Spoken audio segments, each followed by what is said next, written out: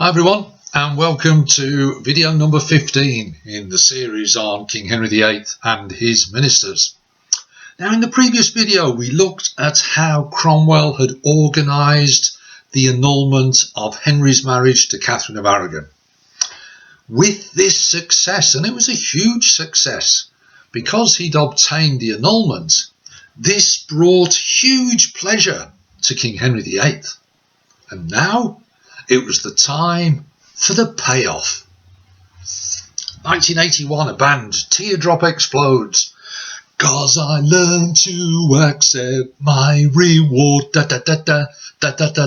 reward. What would Thomas Cromwell's reward be for securing the annulment of the marriage? Well, you've got to remember, King Henry VIII had already been quite impressed with Cromwell. When Thomas Wolsey was losing power, Cromwell took a risk and he showed his loyalty to his previous boss, Cardinal Wolsey. This had impressed Henry VIII. He liked the fact that Cromwell was loyal. So because of that, Cromwell had already started along the pathway to promotion and power. Steps along the way. 1530, 1531, Cromwell became a member of King Henry's Privy Council. In other words, he was becoming a trusted advisor.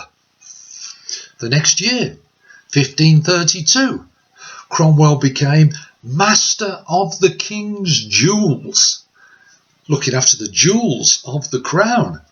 This is showing Henry's beginning to develop trust and faith in Cromwell and Cromwell's judgment.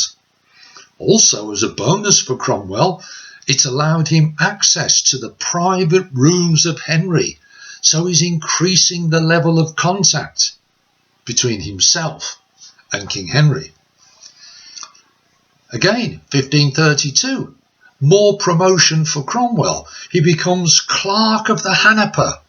Now, it's a strange title, but basically he's looking after the royal seal, which is used in all the royal documents.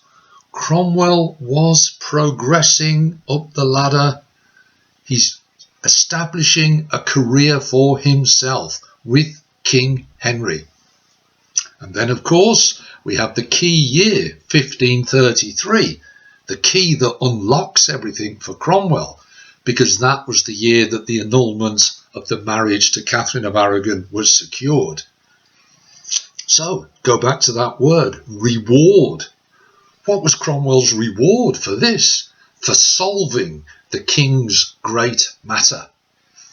1533, Cromwell, Chancellor of the Exchequer, a very, very significant position. Why?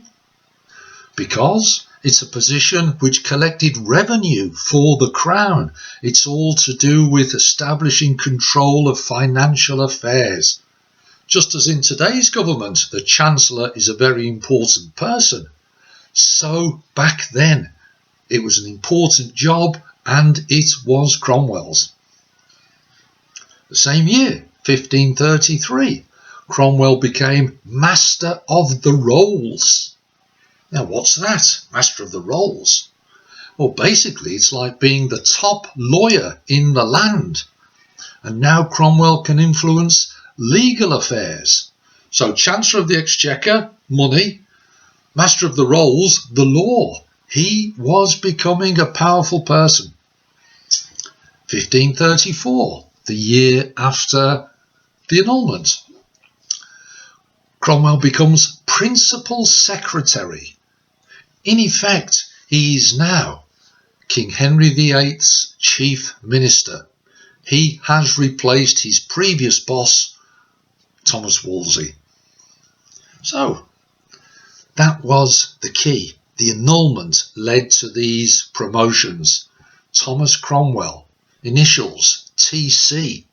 TC. Well, when I was growing up, one of my favourite TV programmes, ladies and gentlemen. Top cat, the most effectual boss cat, whose intellectual close friends get to call him TC. providing it with dignity. Top cat, the undisputable leader of the gang. He's the top, he's the tip, he's the championship. He's the most tip-top. Top cat, yeah. Sorry for that. Top cat. You could argue that Thomas Cromwell was now Henry's top cat. He had arrived. And the promotions kept on coming, ladies and gentlemen. 1535, he becomes Vicar General. Now Cromwell is allowed to reform the church. Next year, 1536, the Lord Privy Seal. Remember, I said he became a member of the Privy Council back in 1531. Now he's the top man in the Privy Council. And he had access to all of Henry's documents. And he became a baron at this time. He's doing very, very well. And the annulment was a key part of it. Finally, 1540, he became the Lord Great Chamberlain. In other words, he's in charge of Henry's household. There we see the career. There we see the promotion path of Thomas Cromwell as he becomes King Henry's chief minister. Key question though. What did this mean for the relationship between King Henry and Cromwell? Well, we've got to say straight away, it's important to say immediately, ladies and gentlemen, although Henry relied on Cromwell, as I'll try to explain in the next minute or two, we must make it clear Thomas Cromwell was not as powerful as Thomas Wolsey had been. If you remember about Wolsey, he was known as Alter Rex, the other king, almost like a second king. That was not the same with Cromwell. Why not? Possible reasons. Maybe Henry had learned his lesson, that Wolsey had become too powerful. He didn't want that again.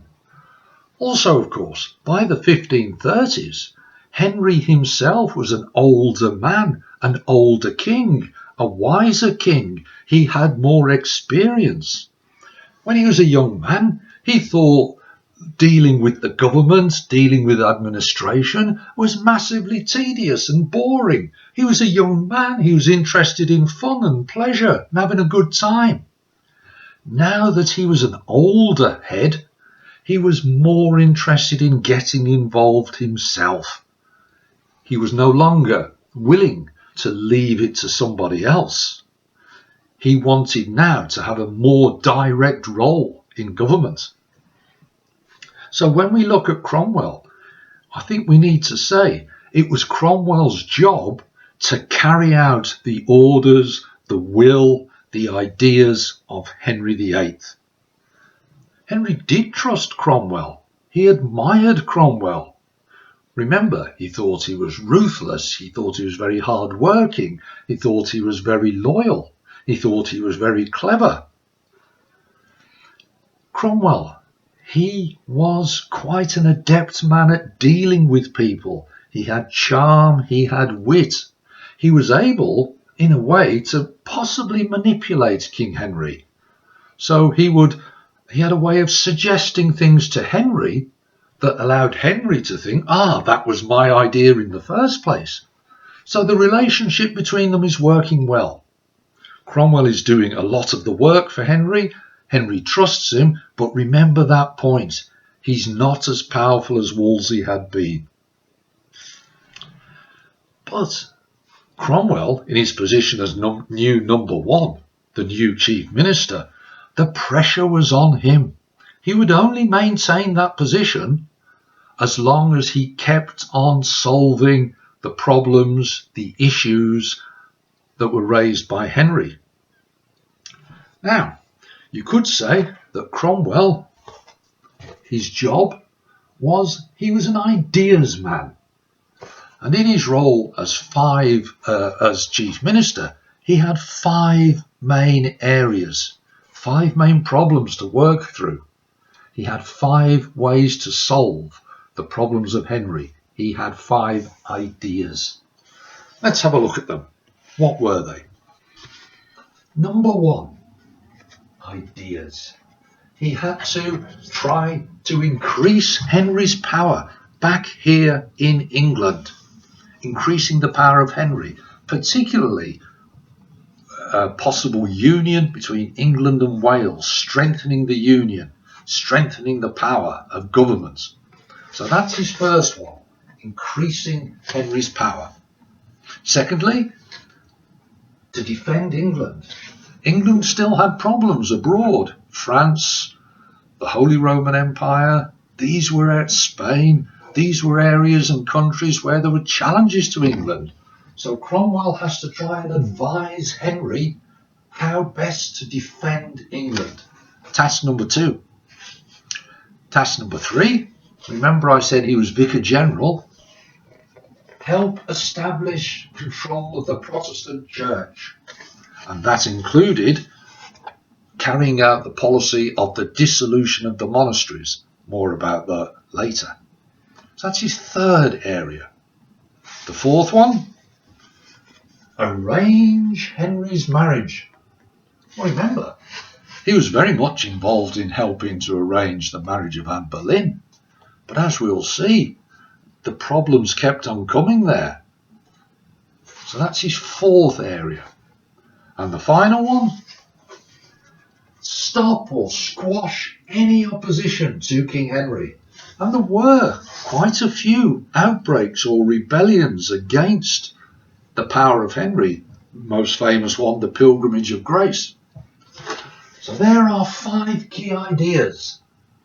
That sort of entails Cromwell's job as Henry's chief minister. And we'll look at these in future videos. But, as I'll try and explain in the next video, of all of these, the most urgent, the most pressing problem was this one. Henry's marriages. Now, as we know, after the marriage was annulled between Henry and Catherine of Aragon, we know that very quickly Anne Boleyn was instated as the Queen. Great news, you'd say. Fantastic. Henry's got what he wanted, and he did. He had achieved it. But ladies and gentlemen, events change. Henry's mind could change. And if Henry's mind was changed, who would it fall to sort out the problem? Thomas Cromwell. So the next video, we're going to try to examine the problem in the marriage between King Henry VIII and Anne Boleyn. Uh-oh, there may be trouble ahead. Until then, as ever, I hope it's been useful. Take care. See you now. All the best.